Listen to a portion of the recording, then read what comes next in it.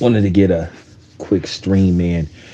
I'm not gonna take too long because I gotta get some rest because I gotta go to work later on. So I'm not gonna take up too much of you guys' time. So I just want to go through the basics, talk about the basics. Um, Gonna do a little bit of rapid fire because, like I said, I gotta give me some rest. Had a long night at the job, so um, with that being said, just want to talk about some things. So, first of all, go check out the interview I did with Bill Haney. I conducted the interview Super Bowl Sunday. It's a real good interview. It's about 15 minutes long, and Bill was breaking down some things, and he was giving an update on what's going on with the Lomachenko fight. Still in negotiations. They still have the May 20th date set. Um, Saudi Arabia still is a possibility. I didn't know it was in the cards, but Saudi Arabia is a possibility. But um, they basically just trying to sort that out. You know, um, at the end of the day, I already know what's going on. This is a stall tactic. This is basically trying to wait them out. You know, just trying to wait them out. It's kind of like a hostage situation when somebody takes some people hostage, and they wait for basically the place to get surrounded, hoping that they can basically hoping that when the cops come, when they surround the place, hoping that they can wear the dude down to where they just surrender and just come out quietly and nothing, don't have to jump off. That's basically what it appears to me the Lomachenko camp is trying to do to Devin Haney, just trying to see can they wait it out with him, hoping that he'll just surrender and just go up and wait and give up the belts. But Lomachenko to me is stalling this fight, and that's just a bad look. But also Bill spoke on the situation with Bernard Hopkins, where he basically had to ether Bernard Hopkins because Bernard Hopkins was on that BS. You know, at the end of the day, man, they got to be. I understand you work for Golden Boy and all that kind of stuff, but at the end of the day, you still supposedly one of us, and you shouldn't forget that. And just to see him attacking a young, good black fighter who did everything right. Devin has done everything right, and to see Bernard Hopkins attack him and stuff, at the end of the day, man, that's why I say the stuff that I say about these dudes, man. And that's why I'm not well perceived by a lot of people on here. I'm not perceived by a lot of people with boxing. I'm not perceived very well by a lot of content creators because a lot of these content creators are full of it. They liars and they can't tell the truth to save their life. I mean, they lie just to be lying. But to see B Hop doing that was just really weak and it was disappointing, man. At the end of the day, man, can we stop going against the grain for real? Can we stop, you know, throwing each other under the bus for the sake of trying to impress everybody else? Like I said, I don't care what nobody else think. I ain't worried about what the outsiders think. But Bernard, that was just weak what he did, and I don't blame Bill for checking him, and basically exposing some things that he ain't nothing but, you know what I'm saying? He just basically ain't nothing but a tour guide for brothers who want to sign with or possibly to try to get brothers to sign with Golden Boy. He a greeter, you know. He like the Walmart greeter, except he ain't got on one of those vests. And that's basically who he is. He ain't got no negotiating or signing power, according to Bill. So, but to hear him attacking Devin about belts and all that stuff, Devin is an undisputed champion, and he did it at age. He did it at age 24. Well, actually, age 23, became undisputed, and he did it the right way, putting in the hard work. So that's real. So once again, shout out to Bill. Now let's talk about. I'm gonna get to Deontay Wilder later, and I'm gonna get to that before I wrap up the video, but let's talk about this Tank thing. Now, there was a video and some, camera photos that showed up of Tank in a wheelchair, saying that he's banged up. So people was like, oh man. And then basically it appeared that Tank was trolling, that Tank appears to be all right, and that the fight the fight will go on. But my thing is, well, it's February the 14th, Valentine's Day, and once again, still no announcement.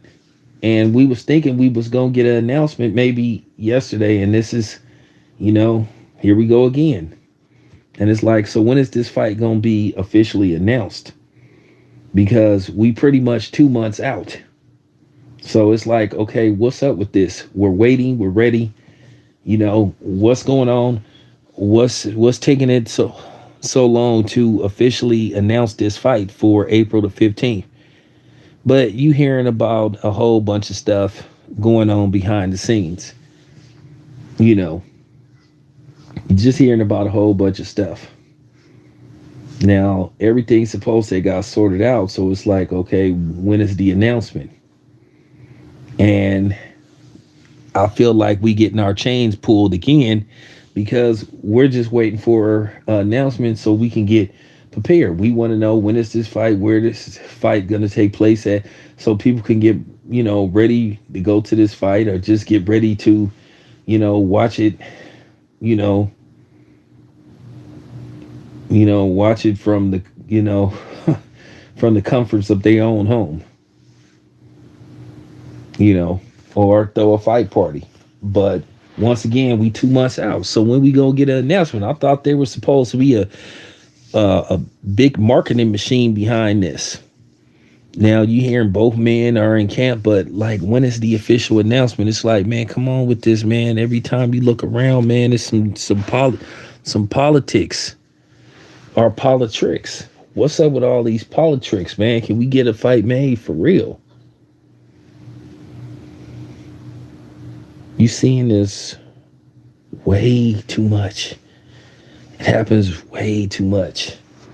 So, this fight need to happen, man. And it need to get announced. Because people are getting restless and people are getting frustrated. So they need to cut the BS and announce this fight. Before people not even care about it. So, and I'm going to just tell you guys right now, do not listen to these media outlets that are talking about there's an ongoing negotiation with who in the big fish. Do not fall for that. How many times have you failed for this? I mean, I didn't, because I already knew what was going on. About this BS stuff about, not guaranteed money and all this stuff, not coming up with a real reason on why you should make this fight. But you've been hearing it may be some money issues. But all this stuff about no fighter gets a guarantee, that's complete cap. That's complete cap. But you have people that run with that narrative because they want to, they want to stand by the BS that they pushing. So they can't switch up now. So they have to keep perpetrating the lie that they've been telling. Even though they cold busted, in the words of Orange Juice Jones. And everybody sitting on here lying, acting like they know what's going on, to basically show their blatant favoritism towards the PBC and all that kind of stuff, acting like they gang members and stuff. Like, just really stupid when you just think about it, man. How these people be promotional gang banging and stuff, for real. Just don't make no sense. Ain't getting paid 1 red cent to do it, but yet you capping the stuff. So I can tell you right now, don't believe it till you actually see a press conference with them two dudes sitting side by side. So don't fall for it. Now, the narrative pushers is going to try to come up with something to try to somehow tie this to Terrence Crawford when it turns out that this is cap. And somehow, some way, they're gonna try to make this Terrence Crawford's fault. And I just got to keep asking the question: why do y'all continue to listen to these bozos who clearly don't know what they be talking about? I've exposed them so many times for their line, but they keep doing it. They keep doing it. So, whatever, man. But I can tell you, don't fall for it. Don't fall for it. That fight ain't happening next. Because you kind of got to wonder what's going on behind the scenes. You just hearing a lot of different things about issues with money and all that kind of stuff.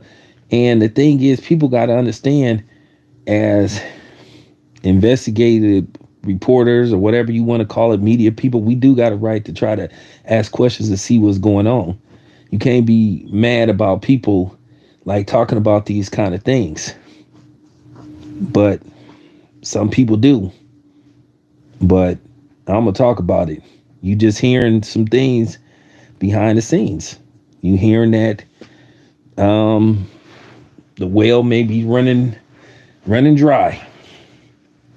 And they may not have what it takes to give these fighters what they seeking.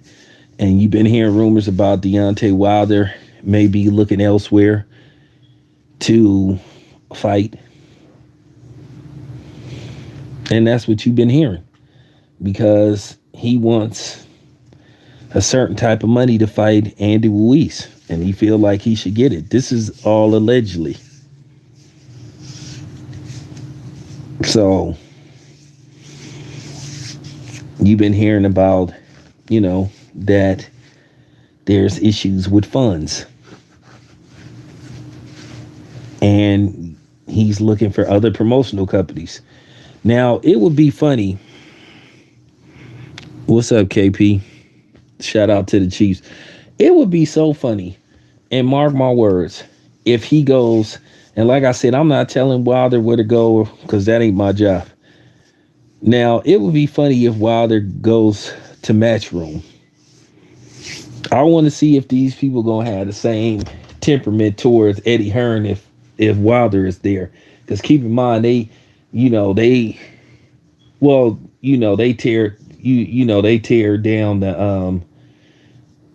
down Matchroom occasionally when it's not a fighter that they affiliated with. Because I told you, it ain't about blackness, it's about access.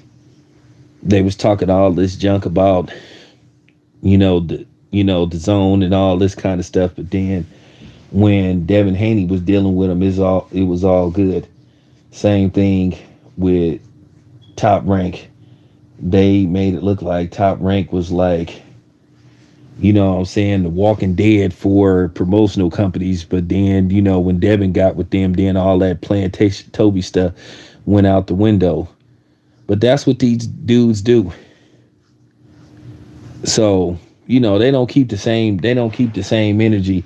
Now, I wonder what's going to happen if Wilder does go fight for another network. I wonder if they're going to be talking that same pro super militant PBC stuff.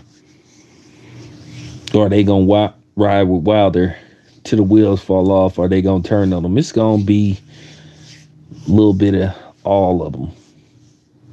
All of the three issues that I mentioned. Just saying, mark my words. How many times have I been right? I promise you they're going to do that. Promise you.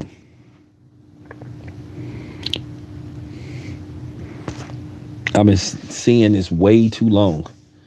But yeah, you just hearing that Wilder and Shelly Finkel is looking for other promotional companies. But that's what a lot of these dudes get that was doing all that promotional banging, which they look really ridiculous right about now. When they was acting like, like they was on, the other side of the street's payroll, the way they was banging that stuff. But I just want to see the same energy if, Wilder goes somewhere else, or you guys gonna turn on them, or, you gonna jump on whatever bandwagon wherever Wilder is, because people known for doing that. All that stuff they said previously is gonna go out the door. But we'll see. But anyway, appreciate y'all being here. I'll be back later.